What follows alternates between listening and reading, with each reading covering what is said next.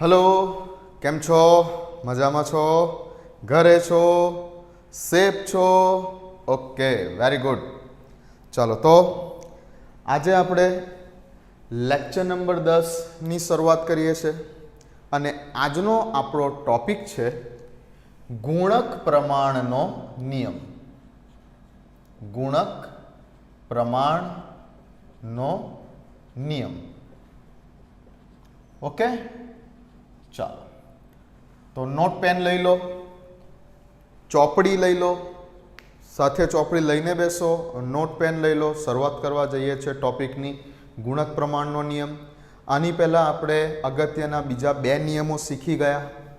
એક હતો આપણો દળ સંચયનો નિયમ. આપનાર વૈજ્ઞાનિકનું નામ શું નામ છે? એન્ટોની લેવોસિયર.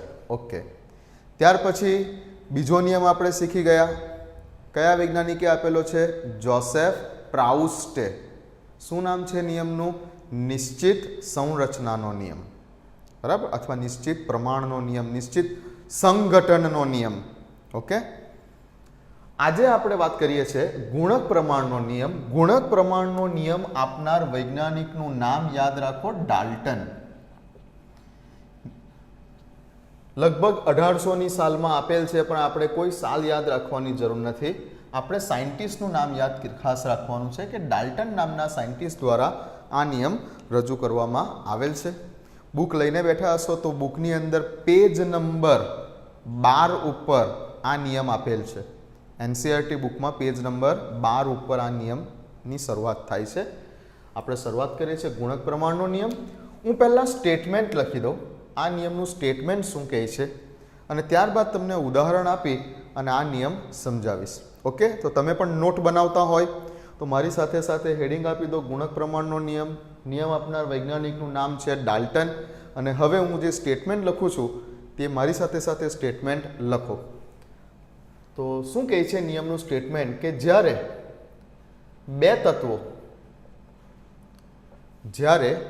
તત્વો સંયોજાઈને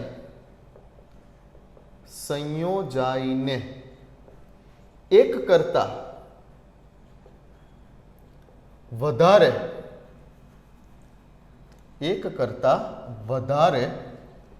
સંયોજનો બનાવતા હોય.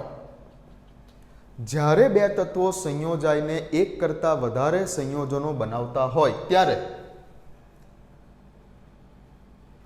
એક તત્વના નિશ્ચિત દળ સાથે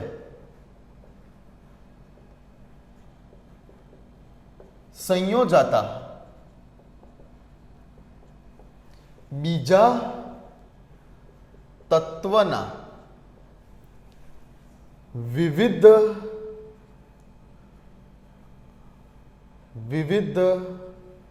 દળનું પ્રમાણ સાદી નાની પૂર્ણાંક સંખ્યાના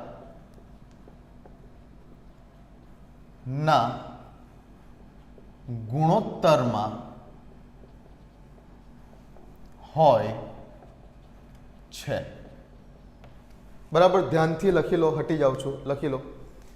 જ્યારે બે તત્વો સંયોજાઈને એક કરતાં વધારે સંયોજનો બનાવે છે ત્યારે એક તત્વના નિશ્ચિત દળ સાથે સંયોજાતા બીજા તત્વના વિવિધ દળનું પ્રમાણ સાદી નાની પૂર્ણાંક સંખ્યાના ગુણોત્તરમાં હોય છે. એક તત્વના નિશ્ચિત દળ સાથે સંયોજાતા બીજા તત્વના વિવિધ દળનું પ્રમાણ સાદી નાની પૂર્ણાંક સંખ્યાના ગુણોત્તરમાં હોય છે. અગત્યનું સેન્ટેન્સ આ છે, બરાબર છે. આ સ્ટેટમેન્ટ છે આ નિયમનું. હવે સમજાવું તમને ઉદાહરણ આપીને કે શું કહેવા માંગે છે આ નિયમમાં. આપણને એકચ્યુઅલી કહેવા શું માંગે છે?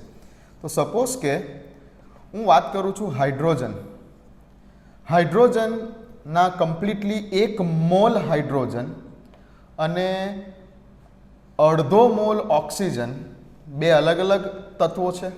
ઓકે, બે તત્વો એકબીજા સાથે સંયોજાય છે. હવે હાઇડ્રોજન અને ઓક્સિજન, 1 મોલ હાઇડ્રોજન અને અડધો મોલ ઓક્સિજન સંયોજાય છે ત્યારે 1 મોલ પાણી આપે છે.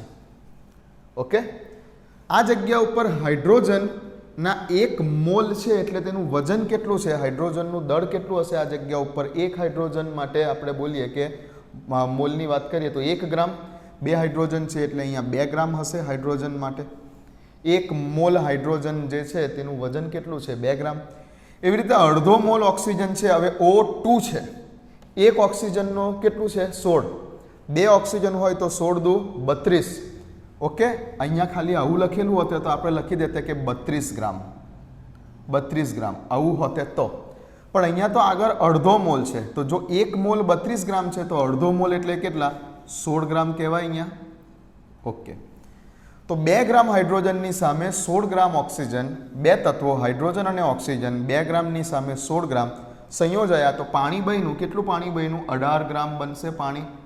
પાણીનો અણુભાર શોધી કાઢો, 18 આવશે. તો 2 ગ્રામ હાઇડ્રોજનની સામે 16 ગ્રામ ઓક્સિજન જ્યારે સંયોજાય છે ત્યારે 18 ગ્રામ જેટલું પાણી બને છે. 2 ગ્રામ 16 ગ્રામ, 16 ને 2 18, સામે પણ 18. તો અહીંયા પણ કયો નિયમ ફોલો થયો, દળ સંચયનો નિયમ ફોલો થયો. નહીં 1 ગ્રામ વધારે, નહીં 1 ગ્રામ ઓછું, આપણો પહેલો નિયમ. ઓકે, ચાલો, તો આ રીતે કંઈક એક ઉદાહરણ છે. હવે બીજા લઈ આપણે આ જ 2 તત્વો લઈ લઈએ. સપોઝ કે ફરીથી હાઇડ્રોજન અને ઓક્સિજનને બંનેના 1 મોલ રાખો તો સામે શું બનશે, તો સામે બનશે hydrogen peroxide H2O2. Hydrogen peroxide બને H2O2. તો 2 તત્વો છે, હાઇડ્રોજન ઓક્સિજન. જો હાઇડ્રોજનના 1 મોલ લીધા અને ઓક્સિજનના અડધા મોલ લીધા તો સામે બની ગયું આપણી પાસે H2O, પાણી બન્યું.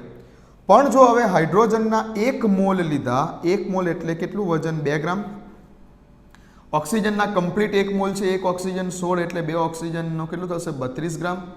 તો જો હાઇડ્રોજનનો પણ 1 મોલ અને ઓક્સિજનનો પણ 1 મોલ લીધો અને પ્રક્રિયા કરી તો સામે બન્યું હાઇડ્રોજન પેરોક્સાઇડ. હાઇડ્રોજન પેરોક્સાઇડનું વજન 34 ગ્રામ મળશે. 1 મોલ એટલે તમે અણુભાર શોધો તો 34 આવશે. તો 1 મોલ હાઇડ્રોજનની સામે અડધો મોલ ઓક્સિજન લીધો તો પાણી બન્યું, અને 1 મોલ હાઇડ્રોજનની સામે 1 મોલ ઓક્સિજન રાખ્યો અને પ્રક્રિયા કરાવી તો હાઇડ્રોજન પેરોક્સાઇડ બન્યું. હાઇડ્રોજન પેરોક્સાઇડ એ ખૂબ અગત્યનું એન્ટિસેપ્ટિક છે. જો તમારા ઘરમાં ફર્સ્ટ એડ બોક્સ હોય તો હાઇડ્રોજન પેરોક્સાઇડની બોટલ અંદર હોવી જોઈએ. જેવી રીતે ડેટોલની બોટલ છે એવી રીતે હાઇડ્રોજન પેરોક્સાઇડની બોટલ પણ આપણા ફર્સ્ટ એડ બોક્સમાં ઘરોની અંદર હોવી જરૂરી છે. ખૂબ અગત્યનો એક જંતુનાશક છે હાઇડ્રોજન પેરોક્સાઇડ લિક્વિડ. ઓકે, ચાલો, તો આ રીતે કંઈક 2 સમીકરણ લખેલા છે. હવે બરાબર ધ્યાનથી વાંચો કે 2 તત્વો હતા, હાઇડ્રોજન ઓક્સિજન. હાઇડ્રોજન ઓક્સિજન 1:18 રેશિયોમાં સંયોજાયો તો પાણી બન્યું. હાઇડ્રોજન ઓક્સિજન કમ્પ્લીટલી 1 મોલ સંયોજાયા તો હાઇડ્રોજન પેરોક્સાઇડ બન્યું. આ બંને ઉદાહરણમાં હાઇડ્રોજનનું દળ જુઓ તમે, 2 ગ્રામ 2 ગ્રામ. બરાબર ધ્યાનથી વાંચો. જ્યારે 2 તત્વો સંયોજાઈને 1 કરતાં વધારે સંયોજનો બનાવતા હોય, હાઇડ્રોજન અને ઓક્સિજન સંયોજાઈને અહીંયા પાણી બનાવ્યું, આ જગ્યા ઉપર હાઇડ્રોજન ઓક્સિજનને સંયોજાઈને હાઇડ્રોજન પેરોક્સાઇડ બનાવ્યું. તો 1 કરતાં વધારે સંયોજનો બનાવતા હોય તો એક તત્વના નિશ્ચિત દળ સાથે, એક તત્વનું કોઈ પણ એક તત્વનું દળ નિશ્ચિત છે. અહીંયા જુઓ હાઇડ્રોજનનું દળ કેટલું છે, 2 ગ્રામ. અહીંયા પણ જુઓ હાઇડ્રોજનનું દળ કેટલું છે, 2 ગ્રામ. તો બેમાંથી કોઈ પણ એક તત્વના નિશ્ચિત દળ સાથે 2 ગ્રામ 2 ગ્રામ, એક તત્વના નિશ્ચિત દળ સાથે સંયોજાતા બીજા તત્વના વિવિધ દળનું પ્રમાણ. આ જગ્યા ઉપર હાઇડ્રોજનનું દળ નિશ્ચિત છે પણ ઓક્સિજનનું દળ તમે જુઓ તો અહીંયા 16 ગ્રામ છે અને અહીંયા 32 ગ્રામ છે.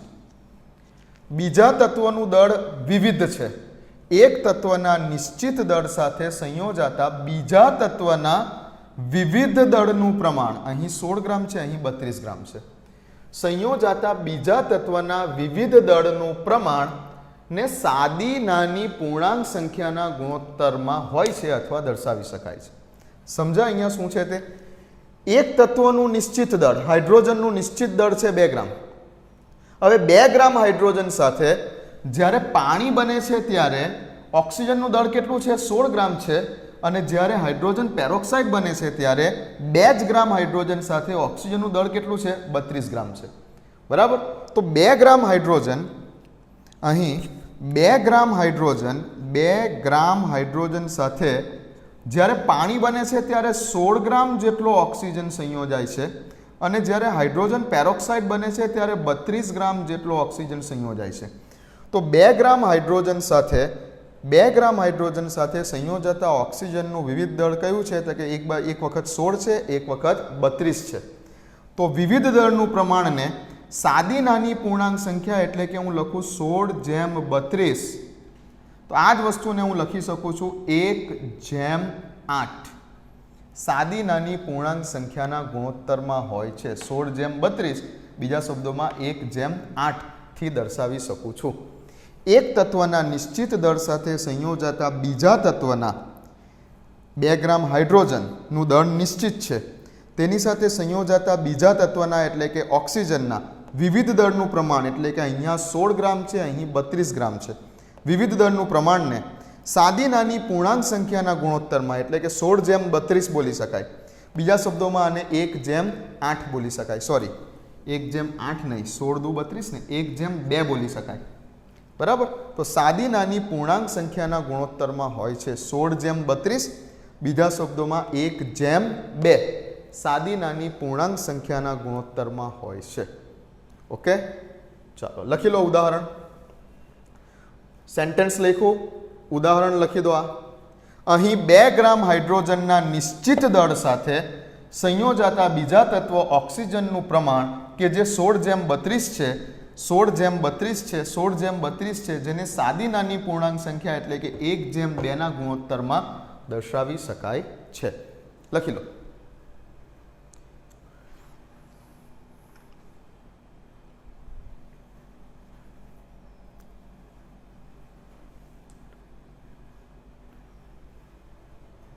ઓકે, લખો. ચાલો, આ બુકનું એક એક્ઝામ્પલ છે. હવે તમને એક બીજું ઉદાહરણ બી આપી દઉં, જરાક મોટું ઉદાહરણ આપી દઉં. એકચ્યુઅલી જૂના સિલેબસની બુકમાં આ ઉદાહરણ છે જે હવે તમને આપવા જઈ રહેલો છું એ જૂના સિલેબસની બુકમાં છે, અત્યારની બુકમાં નથી. પણ આપણે આ ઉદાહરણ આપવું જરૂરી છે કેમ કે એક મોટું ઉદાહરણ છે જેથી એક્ઝેક્ટલી આઈડિયા આવી જશે કે શું છે. ચાલો જુઓ બરાબર ધ્યાનથી. અહીંયા બોર્ડ ઉપર 2 તત્વો લઈ લઉં છું, નાઇટ્રોજન અને ઓક્સિજન. હવે નાઇટ્રોજન અને ઓક્સિજન એકબીજા સાથે સંયોજાઈને કયા કયા સંયોજનો બનાવી શકે? નાઇટ્રોજન અને ઓક્સિજનના સંયોજાવાથી કયા કયા સંયોજનો બની શકે? ધ્યાન આપો. નાઇટ્રોજન અને ઓક્સિજનના સંયોજાવાથી એક તો બની શકે છે nitrous oxide N2O, nitrous oxide. અને બીજા શબ્દોમાં લાફિંગ ગેસ કહેવાય, હાસ્યવાયુ. હાસ્યવાયુ, લાફિંગ ગેસ. તમે મૂવીમાં, પિક્ચરોમાં જોયું હશે લાફિંગ ગેસ. કયા પિક્ચરમાં જોયું છે? યાદ કરો. કયા પિક્ચરમાં જોયું છે લાફિંગ ગેસ? યાદ કરો. હાઉસફુલ. હાઉસફુલ પિક્ચર છે ને કદાચ, laughing gas. Okay, nitrous oxide N2O. તો નાઇટ્રોજન ઓક્સિજન સંયોજાઈને નાઇટ્રસ ઓક્સાઇડ બનાવી શકે છે.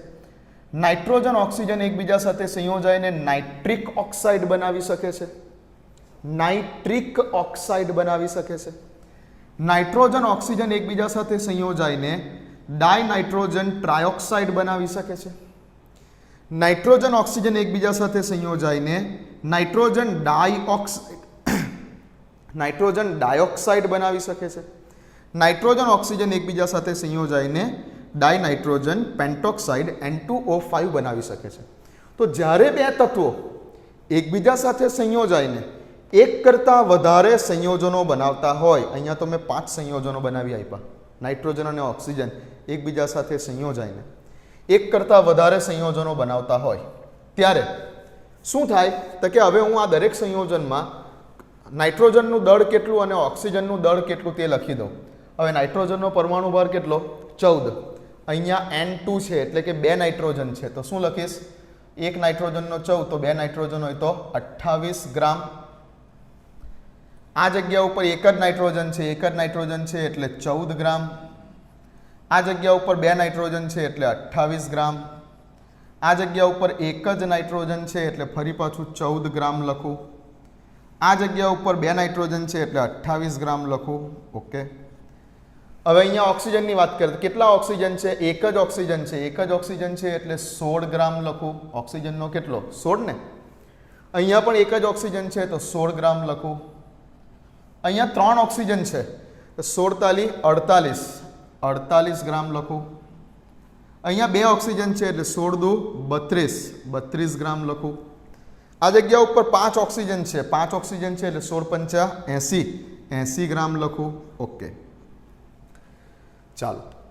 તો જ્યારે બે તત્વો એકબીજા સાથે સંયોજાઈને એક કરતાં વધારે સંયોજનો બનાવે છે ત્યારે કોઈ પણ એક તત્વના નિશ્ચિત દળ સાથે, અહીં કોઈ પણ એક તત્વનું દળ નિશ્ચિત કરી દઈએ. 28 છે, 14 છે, 28 છે, 14 છે, 28 છે. ઓકે, તો આપણે 28 gram nitrogen, 28 gram nitrogen, 28 gram nitrogen, but અહીંયા 14 ગ્રામ છે. તો મારે હવે આ 14 ગ્રામ નાઇટ્રોજનને 28 ગ્રામ કરવા છે તો મારે શું કરવું પડશે? આને મારે શું કરવું પડશે? 2 થી ગુણી કાઢવું પડશે, ગુણ્યા 2 કરવા પડશે. ઓકે, તો જો 14 ને 2 વડે ગુણીશ તો કેટલા આવશે? 28 ગ્રામ આવશે અહીં. તો જો મેં 14 ને 2 વડે ગુણ્યા તો મારે આ 16 ને પણ 2 વડે ગુણવા પડે.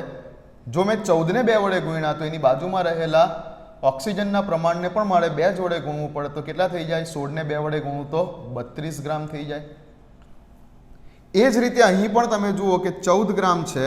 મારે નાઇટ્રોજનનું પ્રમાણ નિશ્ચિત કરી દેવું છે, બધી જ જગ્યા પર 28 ગ્રામ જ રાખવા છે. તો અહીં પણ 14 ગ્રામ છે તો મારે આને પણ કેટલા વડે ગુણવા પડશે? 2 વડે ગુણવા પડશે. હવે જો આને 2 વડે ગુણીશ તો કેટલા આવશે? 14 દુ 28 ગ્રામ આવશે, 28 ગ્રામ આવશે. હવે તો જો મેં આ 14 ને 2 વડે ગુણ્યા તો મારે અહીં ઓક્સિજનના પ્રમાણને પણ 2 જ વડે ગુણવું પડશે.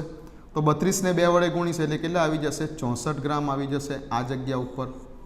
જો અહીં 28 આવશે તો અહીં 64 આવશે, અહીં જો 28 આવશે તો અહીં 32 આવશે, 16 ને 2 વડે ગુણ્યા તો. ઓકે, ચાલો.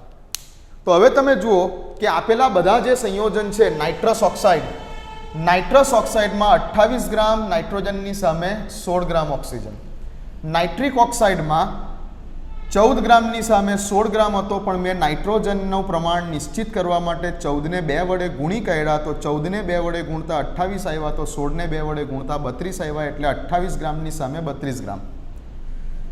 ડાયનાઇટ્રોજન ટ્રાયોક્સાઇડમાં 28 ગ્રામ નાઇટ્રોજનની સામે 48 ગ્રામ ઓક્સિજન. નાઇટ્રોજન ડાયઓક્સાઇડમાં એકચ્યુઅલી 14 ગ્રામની સામે 32 ગ્રામ ઓક્સિજન હતો, પણ મારે નાઇટ્રોજનનું પ્રમાણ નિશ્ચિત કરવા માટે મેં 14 ને 2 વડે ગુણ્યા તો 28 આવ્યા, તો 32 ને પણ 2 વડે ગુણ્યા તો 64 ગ્રામ ઓક્સિજન આવ્યું. એ જ રીતે ડાયનાઇટ્રોજન પેન્ટોક્સાઇડમાં 28 ગ્રામ નાઇટ્રોજન છે, એની સામે 16 પંચા 80 ગ્રામ જેટલો ઓક્સિજન છે. તો હવે તમે જુઓ કે આપેલ બધા જ સંયોજનમાં 28 gram nitrogen, 28 gram nitrogen, 28 gram nitrogen, 28 gram nitrogen, 28 gram nitrogen, આપેલ બધા જ સંયોજનમાં 28 ગ્રામ જેટલા નાઇટ્રોજનની સામે 28 ગ્રામ જેટલા નાઇટ્રોજનની સામે સંયોજાતા ઓક્સિજનનું જે વેઇટ છે, ઓક્સિજનનું જે વેઇટ છે, આપેલા બધા જ સંયોજનમાં 28 ગ્રામ નાઇટ્રોજનની સામે સંયોજાતા ઓક્સિજનનું જે વેઇટ છે કેટલું છે? પહેલામાં 16 ગ્રામ જેટલું, બીજામાં 32 ગ્રામ જેટલું, ત્રીજામાં 48 ગ્રામ જેટલું, ચોથામાં 64 ગ્રામ જેટલું, અને પાંચમામાં કેટલું છે? 80 ગ્રામ જેટલું. ક્લિયર છે?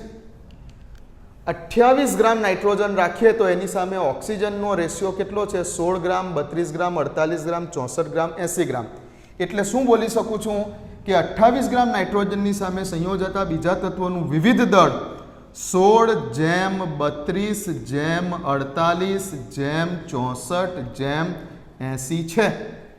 28 ગ્રામ નાઇટ્રોજનની સામે સંયોજાતા ઓક્સિજનનું વિવિધ દળ આ રેશિયોમાં છે, જેને હું સાદી નાની પૂર્ણાંક સંખ્યાના ગુણોત્તરમાં દર્શાવી શકું છું. જેમ કે આ બધી જ સંખ્યાઓને જો 16 થી ડિવાઈડ કરી દઉં તો શું આવી જશે? 1:2:3:4:5 આવી જશે. 16 દુ 32, 16 તાલી 48, 16 ચોક 64 અને 16 પંચા 80. તો આ રેશિયોમાં સાદી નાની પૂર્ણાંક સંખ્યાના ગુણોત્તરમાં આપણે દર્શાવી શકીએ છીએ. ઓકે, તો આ પણ એક અગત્યનું ઉદાહરણ છે જે જૂના સિલેબસની બુકમાં છે, અત્યારની બુકમાં નથી. લખી લેવું જરૂરી છે. કોપી કરી લો, કોપી કરી લો. ચાલો,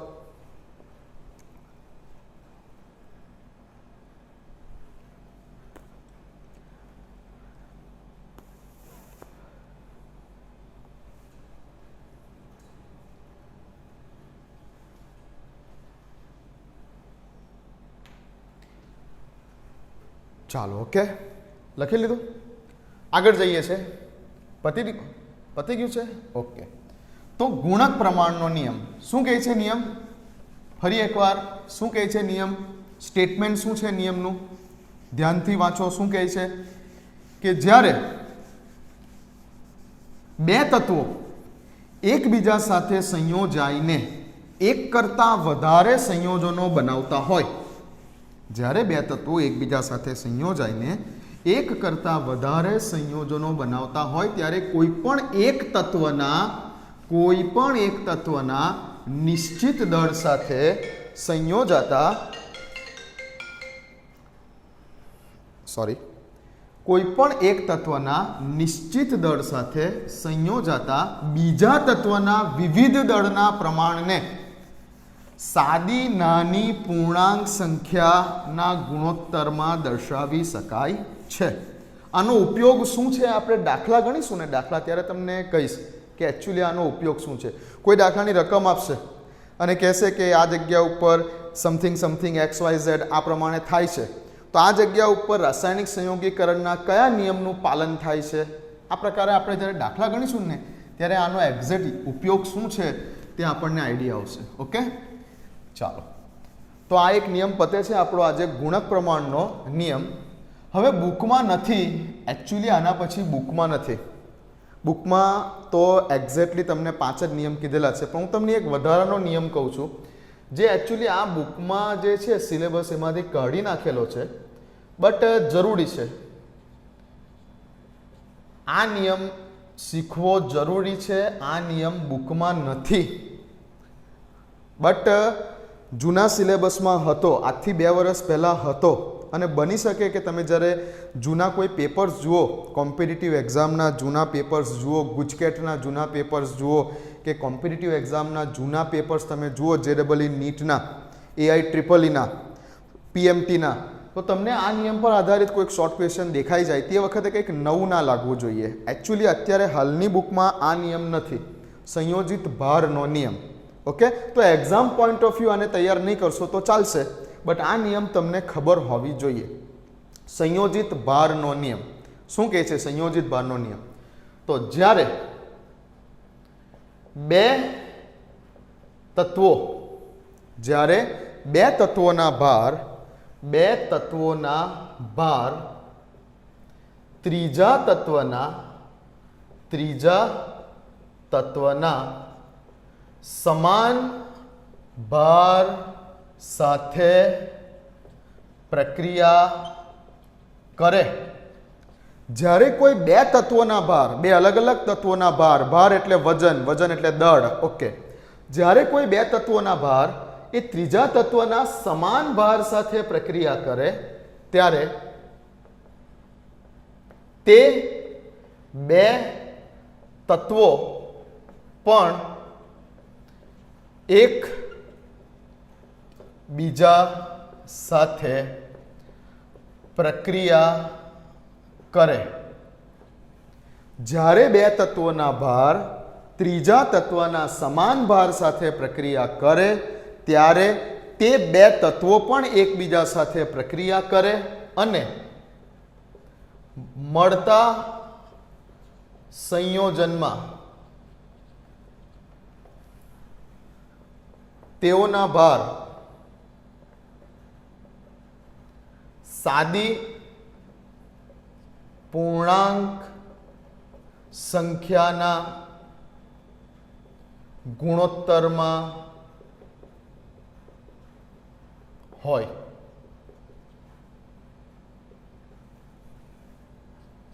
ઓકે, જ્યારે બે અલગ અલગ તત્વોના ભાર ત્રીજા તત્વના સમાન ભાર સાથે પ્રક્રિયા કરે ત્યારે તે બે તત્વો પણ એકબીજા સાથે પ્રક્રિયા કરે અને જે સંયોજન મળે એ સંયોજનમાં જે તે તત્વોના ભાર એ સાદી પૂર્ણાંક સંખ્યાના ગુણોત્તરમાં હોય.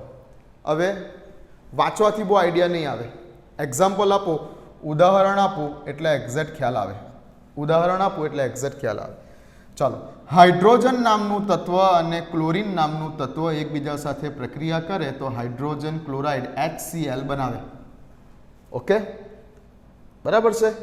અહીં હાઇડ્રોજનનું કેટલું વેઇટ છે? 1 ગ્રામ. ક્લોરીનનું કેટલું વેઇટ છે? 35.5 ગ્રામ. અને HClનું કેટલું વેઇટ છે? 36.5 ગ્રામ. ઓકે,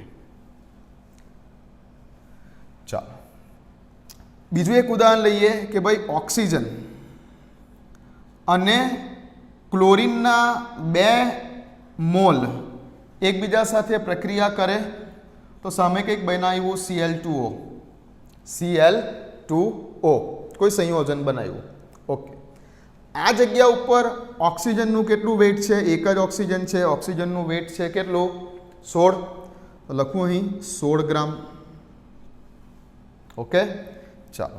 આ જગ્યા ઉપર ક્લોરીનનું કેટલું વેઇટ છે? ક્લોરીન 1 ક્લોરીન હોય તો 35.5, પણ 2 ક્લોરીન છે એટલે 71 ગ્રામ થશે. 35.5 ગુણ્યા 2 71 ગ્રામ થશે.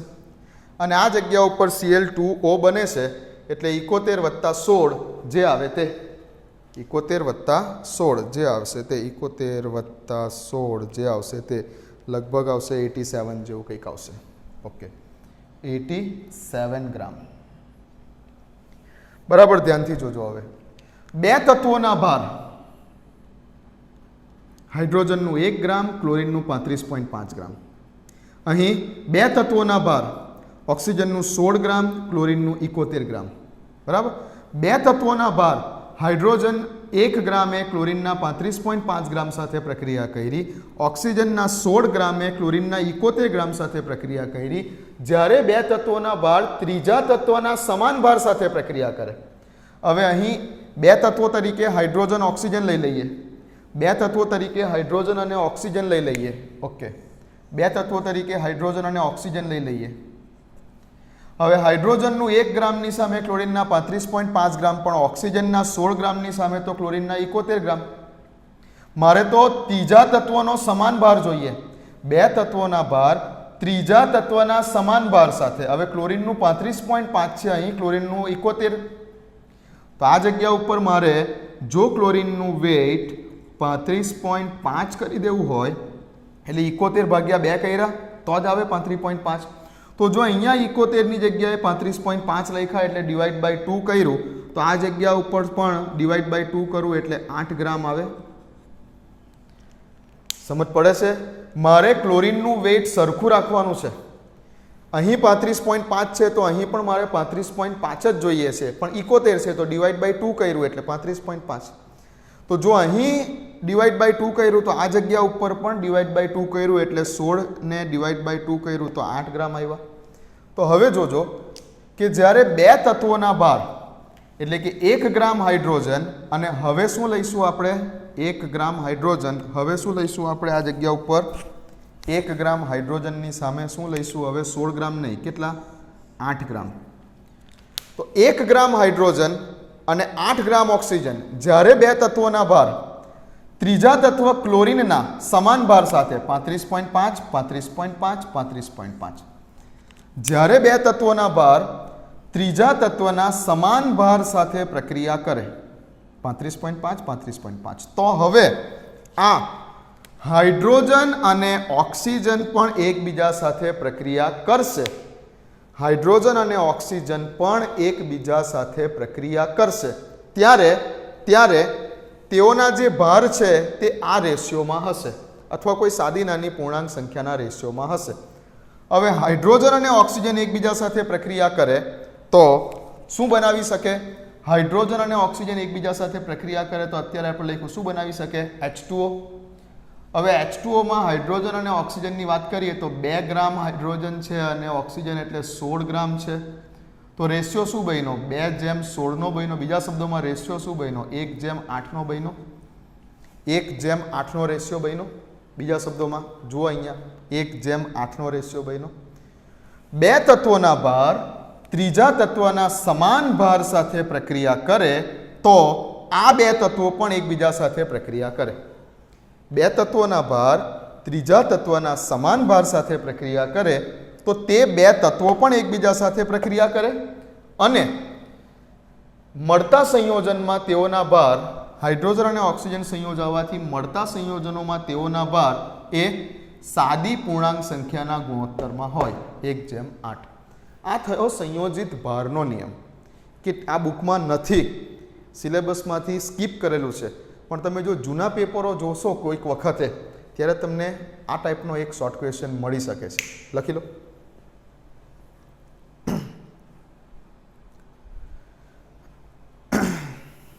ઓકે, લખો. ઉદાહરણ સહિત લખાઈ ગયું. ચાલો, ઇન શોર્ટ આ નિયમને એકદમ શોર્ટમાં કહી દઉં તો જો કોઈ તત્વ એ સી ના સમાન ભાર સાથે પ્રક્રિયા કરે છે, કોઈ તત્વ બી એ પણ તત્વ સી ના સમાન ભાર સાથે પ્રક્રિયા કરે છે. સમાન ભાર. તત્વ એ તત્વ સી ના સમાન ભાર સાથે પ્રક્રિયા કરે છે, તત્વ બી એ પણ તત્વ સી ના સમાન ભાર સાથે પ્રક્રિયા કરે છે. તો અહીં એવું કહે છે તમને કે આ બે તત્વો એ અને બી પણ એકબીજા સાથે પ્રક્રિયા કરશે.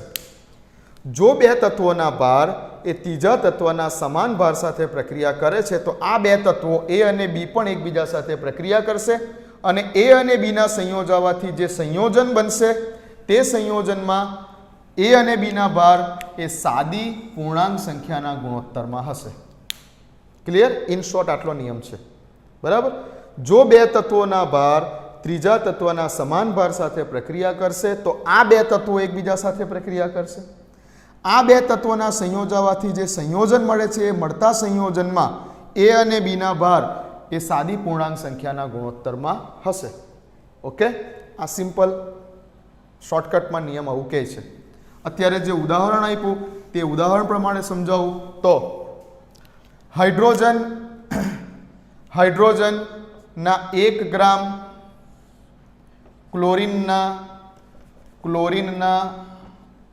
35.5 ગ્રામ સાથે પ્રક્રિયા કરે છે. ઓક્સિજનના કેટલા ગ્રામ છે? ઓક્સિજનના 16 ગ્રામ, એકચ્યુઅલી 71 ગ્રામ ક્લોરીન સાથે પ્રક્રિયા કરે છે. બટ મારે તો અહીંયા ક્લોરીનનું સમાન ભાર જોઈએ એટલે 71 ના 35.5 કરવા હોય તો 71/2 કર્યા, તો અહીં પણ 16/2 કરું એટલે કેટલા આવી જાય? અહીંયા 8 ગ્રામ ઓક્સિજન અને સામે થઈ જશે 35.5 ગ્રામ જેટલો ક્લોરીન. તો જો બે તત્વોના ભાર ત્રીજા તત્વના સમાન ભાર એટલે કે 35.5 ગ્રામ સાથે પ્રક્રિયા કરે છે તો આ બે તત્વો પણ એકબીજા સાથે પ્રક્રિયા કરે છે. આ બે તત્વો એકબીજા સાથે પ્રક્રિયા કરીને બનાવે છે પાણી, H2O બનાવે છે અને મળતા સંયોજનમાં તેઓના ભાર એ સાદી પૂર્ણાંક સંખ્યા 2:16 એટલે કે 1:8ના ગુણોત્તરમાં હોય છે. આ નિયમ ઇમ્પોર્ટન્ટ છે પણ બુકમાંથી કાઢી નાખેલો છે, જૂના પેપરોમાં તમને જોવા મળી શકે છે. લખી લો. લખી કાઢ્યું છે? ચાલો તો પૂરું કરીએ છીએ. આજનો ટોપિક હતો આપણો ખાસ તો તમારે અત્યારે 11 સાયન્સમાં, આ તો મેં વાત કરી તમને ખાસ JEE નીટમાં જો કદાચ પેપર સોલ્વ કરશો આગળ જતા ત્યારે તમને આ વસ્તુ કામ લાગશે. પણ અત્યારે 11 સાયન્સના પોઈન્ટ ઓફ વ્યૂ જોઈએ તો શરૂઆતમાં જે નિયમ કરાયો તે જ નિયમ તમારા માટે અત્યારે હાલમાં અગત્યનો. ઓકે, કયો નિયમ? ગુણક પ્રમાણનો નિયમ. જે છોકરાઓ વધારે તૈયારી કરવા માંગે છે આ એના માટે હતું. ઓકે, ચાલો. બાકી અત્યારેની કન્ડિશનમાં તમે યાદ રાખો ખાલી શરૂઆતમાં જે કરાયો તે નિયમ કયો? ગુણક પ્રમાણનો નિયમ. શું કહે છે ગુણક પ્રમાણનો નિયમ? ફરી એકવાર બોલીએ. જુઓ શું નોટ કર્યું છે. જ્યારે બે તત્વો સંયોજાઈને એક કરતાં વધારે સંયોજનો બનાવતા હોય, જ્યારે બે તત્વો એકબીજા સાથે સંયોજાઈને એક કરતાં વધારે સંયોજનો બનાવતા હોય ત્યારે કોઈ પણ એક તત્વના નિશ્ચિત દળ સાથે સંયોજાતા બીજા તત્વના વિવિધ દળના પ્રમાણને સાદી નાની પૂર્ણાંક સંખ્યાના ગુણોત્તરમાં દર્શાવી શકાય છે. આ નિયમ છે ગુણક પ્રમાણનો નિયમ. પૂરો કરીએ છીએ. નેક્સ્ટ ટાઈમ આપણે લઈશું વાયુમય કદનો નિયમ ગેલ્યુસેક માટેનો અને એવોગેડ્રોનો નિયમ. એટલે આપણા રાસાયણિક સંયોગીકરણના નિયમો પૂરા થશે. ઠીક છે. આપણે બિલકુલ જે કંઈ પણ સિલેબસ ચાલે છે એ તમને ટુ ધ પોઈન્ટ એકદમ સરળતાથી સમજ પડી જાય એ લેંગ્વેજમાં ચાલે છે. કેમ કે બુકની જે લેંગ્વેજ છે થોડી અટપટી છે. એ રીતે વાંચવા જશો તો કંઈક ટપ્પા નહીં પડે. સમજી ગયા? તો નોટ સાથે સાથે મારી સાથે બનાવો એ ખૂબ જરૂરી છે તમારા માટે. ચાલો મળીએ.